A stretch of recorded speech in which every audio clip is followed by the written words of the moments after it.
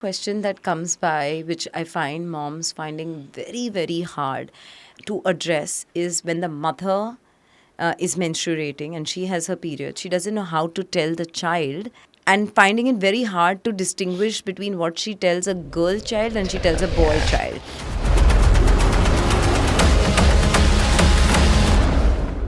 So, how would you help that mother? I think menstruation is something you should tell your child very early on. You can even speak to a 5 and 6 year old about periods. And it's a beautiful story you can weave around it. You can maybe say something like every girl is born with a little baby bag inside of her for the time when she grows up and has a baby. Now, because this baby bag is inside, it needs cleaning, right? It needs maintenance. And so the body maintains it by, creating a nice lining inside, keeping it healthy. And then that lining needs to come out because the baby is not there.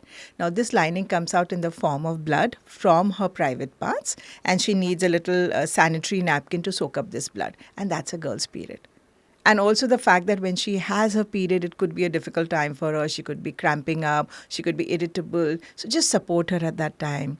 If you ever see a girl in your school with a blood stain, do not tease her. Go up to her, ask her if she needs any help. You've started to raise an empathetic individual, boy or girl. Yeah. And you've given them the information. As they grow older, add on to this. Give Right. more details about what is that lining, Right. why is it shedding. So basically, you're setting a foundation and then you're building on that foundation. Yeah. Also, Anju, I feel the men in our country, especially the fathers, find it very difficult to have a period conversation with their Yeah. daughters. Has that changed over time? It has changed. It has changed. And I think conversations around it I've seen a change. So I always talk about this in my parent talks, and I've had dads come back to Do me. dads come into parent talks on sex ed? They do. They do. There are still schools where you will see one dad amongst hundreds of moms, and then there are schools where you'll see a 50-50. So yes, things are changing. And conversations are changing. Dad's involvement in the conversation is increasing. But again, if we were to look at the population that we have, it may not even be a drop in the ocean. Yeah. Right? But at least the change has begun. And talking about periods, I think it's so important dads be a part of this conversation because it normalizes period for a girl.